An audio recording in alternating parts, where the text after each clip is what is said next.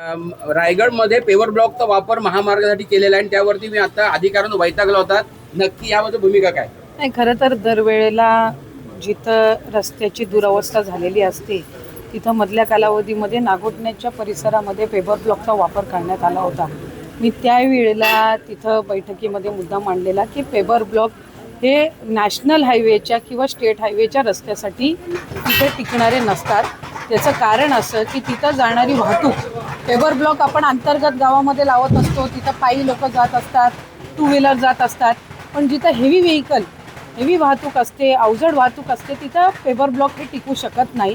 त्याच्यामुळे आत्ता त्यांनी जिथं पेवर ब्लॉकचा तिथं वापर केलेला आहे, मी त्यांना सूचना दिल्या की हे पेवर ब्लॉक 2-4 दिवसाच्या वर टिकणार नाही, कारण त्याला प्रॉपर तिथं बेस नसतो आणि एक जरी अवजड वाहन त्याच्यावरनं गेलं तर ते पेवर ब्लॉक निघण्याची शक्यता ही काही नाकारता येत नाही.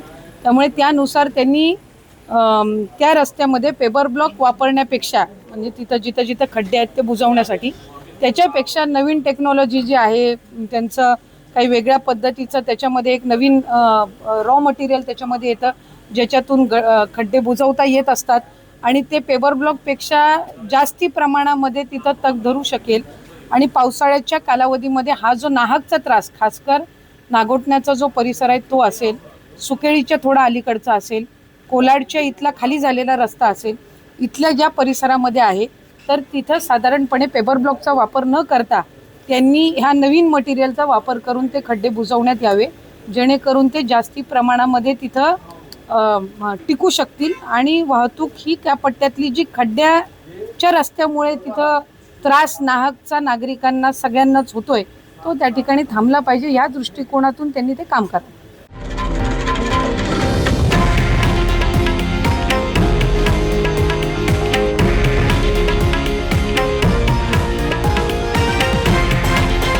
हे आहे देशातील नंबर 1 न्यूज नेटवर्क आणि आपण पाहत आहात TV9 मराठी, एकमेव.